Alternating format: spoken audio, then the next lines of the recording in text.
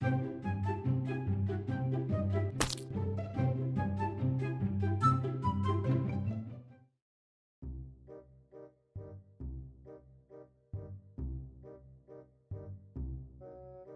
setting. Walking through the food court at your community college, you see an attractive girl that's playing a game on her laptop. This game is one you used to play, and you have a lot of experience in, and you really want to talk to her. So you figure that will serve as a good point of conversation to open up dialogue between you and her. Great. Lovely. Totally acceptable if executed correctly and respectfully. The Neckbeard Strategy. First, to initiate the conversation by tapping on her shoulder. Then you say, "This game is old and played out." She takes out an earbud and gives you a look that seems responsive. Success. Now I ask, "What decks do you play?" You become aware by her responses that she has no experience with these particular decks. Being that she's only stage 12 and probably doesn't know any better, you now have to dazzle her with your knowledge by saying, "My competitive deck was tailored for each situation for the most effective offensive and counteroffensive." Now to display your alpha male superiority, you have to commandeer her laptop and show her your builds and how to get them. After a while of explaining your superior tactics and your expedient duel victories, from which she is clearly impressed and also aroused, she says that she doesn't play competitive and really isn't interested in dragon decks. What? What does that even mean? Surely you misheard her. Winning is the whole point of the game, right? She'll never win like that. Okay, in this situation, you have to get to common ground so you can maintain your footing. You ask her why, even though you're still dumbfounded by her response due to this curveball. She says something about insects and plants, or some kind of other weak build. You shake it off, knowing that you can turn this around. In a last-ditch effort, you say, "I've never played competitive either, but I ranked as like a legendary tier 3. This allows you to maintain your dignity and appear relatable. Nice catch. Time to relate it back to the real world so that you can get her number. You decide to tell her. "I deleted the game a long time ago.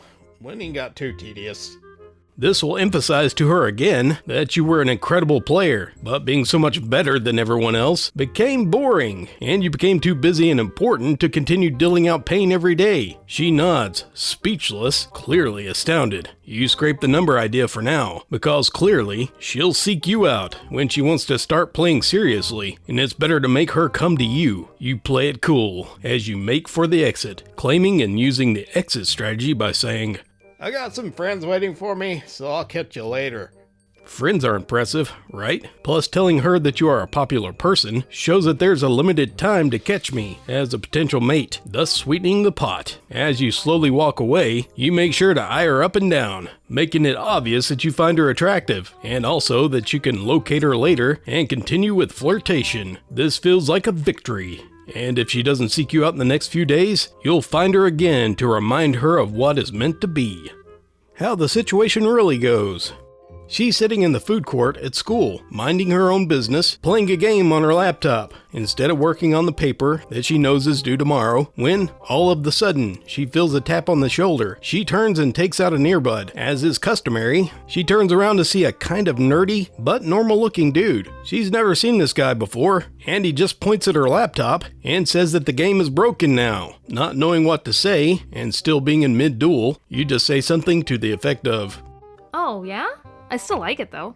and go to finish. He asks what deck you're using. So you, still trying to avoid homework and genuinely open to conversation, tell him. He clearly has no idea what the Sliven plants are, so you ask him what he plays. Oh boy, was that a mistake. Immediately he goes into detail about all the elements of his hyper meta Stardust Dragon decks, what cards to use, which boxes to buy from, and how to play your hand. The works. You can tell that he thinks you're new because he asks if you know how to synchro summon. You keep trying to interject and tell him because you know despite your low level, you actually had to delete the app from your phone due to overuse, and technically playing on Steam was a relapse, but you can't get in a word edgewise. You think to yourself, Great, he wants just to teach me how to play. Gag. Suddenly, this strange man puts his hands on your laptop in order to show you his build in the catalog. Even though you're generally polite and tolerant, that kind of makes you mad and very uncomfortable, and it takes everything in your body not to reach out and break his arm. Minutes go by. And he continues to talk about his OP deck, leaving no room for response. When an opening finally presents itself, you tell him, I'm not competitive, and I don't want to play dragons. This apparently throws him for a loop, because his face goes totally blank, and all he asks is why. You proceed to tell him, I mainly play plants and insects because those are my hobbies in real life, and I'm interested in collecting whole sets, especially since they're designed to complement each other. His face does not change, and he blurts out that he used to play casual too. You think to yourself sarcastically, Okay, sure you do.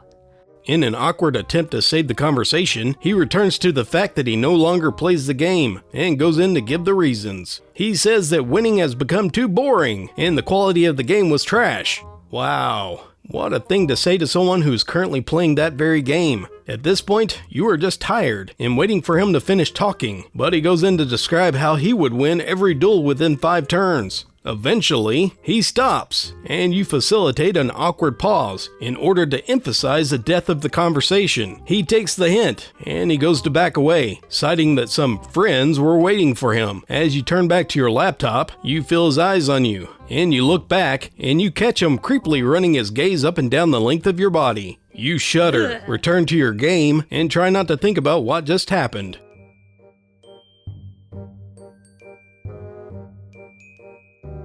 My husband, who we will call Dean, is 23 years old. He has 3 brothers, 2 older brothers, age 30 and age 26, and 1 younger brother, age 18. This story is about the younger brother. We will call him Beard. Beard just graduated high school, and he's the absolute definition of a neckbeard. The guy seriously wore a trench coat under his graduation gown, and I'm sure he would have wore a fedora instead of a graduation cap. He's into anime, death metal, and My Little Pony. You kinda get the idea, but what really makes him a neckbeard is how he acts. Beard has always had a thing for me, ever since I met him. I was 18 at the time and he was 15, but it didn't seem to bother him, and he constantly made flirtatious remarks. Despite me being his brother's girlfriend, he would often comment about my body, telling me, "A woman with your figure deserves to be worshipped like a goddess," and that Dean isn't cutting it for you. I would be happy to fill in the gaps. I ignored him, thinking that he was just a kid, trying to seem cool, but it only got worse. Dean and I got married, after only about 6 months. Crazy, I know. I had just turned 19 when we got married. Beard was not happy about this. He was constantly telling Dean, "It isn't too late to leave her. She's too good for you. She deserves a real man like me." Dean was used to his brother, so he just brushed him off. And the Beard went crying to mommy. Enter crazy mother-in-law. We'll call her Joan. Being the youngest of her children, Beard was babied by his mom for all of his life. So when he went crying to her, she immediately started on Dean, telling Dean that he should give me to Beard, despite the fact that Dean and I have already gotten married. Joan expected Dean to hand me over to his little brother, like I was some action figure, and they were taking turns. We shut that down pretty fast. Things returned back to normal after that. Dean continued making comments about my body, and how Dean was no good for me. Throughout my pregnancy, he made comments like, "Pregnant women turn me on. They're the ultimate prize," or the like. All of these in front of Dean, who just simply said, "Stop talking," over and over, until he stopped, because we aren't confrontational. That all changed last night though. So currently, Dean, I, and our baby are living with my parents in an effort to escape Joan's wrath. But Dean's brothers do stop by often to visit. They help out because they're very close. So last night Beard came over, and it's just me and the baby. Because everyone else was out, he decided to sit uncomfortably close to me, and he put his arm on the couch behind me. My eyes practically started watering because of the smell that was coming off of him. Then Beard said, "Where's Dean? It's not very nice to leave such a beautiful woman alone." I responded, He's out, but I'm not alone. The baby's sleeping in our room.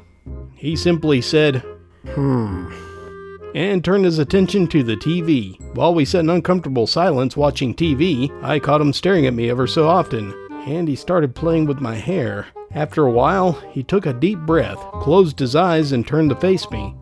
"My lady, can I be honest with you?" Then I thought, Oh God. Sure. "I've been in love with you from the moment you came through my front door. You are truly the most beautiful woman in the world, and I want you to feel special. Dean doesn't deserve you. He doesn't spoil you enough. If you were mine, I would give you everything you wanted and would always be here with you. I'm completely at a loss for words. Huh? He then pulls a ring out of his pocket, and he gets on one knee next to the couch. Marry me, my lady, please. Make me the happiest man alive. Marry me. So, what do you say? Dean must have showed up sometime during his speech, because he pulled Beard up from the back of his trench coat, and he turned him around to face him. Then he said, "What do you think you're doing?" I'm saving her from you. You're not good enough for her, and she deserves better. With Dean still holding on to his coat, he proceeded to push Beard out the door. "I don't want to see you anymore. She is my wife. Understood? She is mine. You will never get her. Ever. Understand? Never." Dean slammed the door behind Beard, and he turned to me before joining me on the couch. Beard called a couple of times and left voicemail apologies, saying stuff like, I'm so sorry, my lady. continuing with, I didn't mean to creep you out or anything. You are a goddess. and to complete his creepy trio, he continued to say, It's not too late to come to me. He's just putting you in captivity. After the third call, Dean threatens him. "If you call again, I will call the cops," which seemed to shut him down. In conclusion, Beard is no longer welcome at my parents' house or around me, and Dean standing up for me the way he did is one of the single sexiest things he's ever done. Sorry, Beard, you're never gonna get me.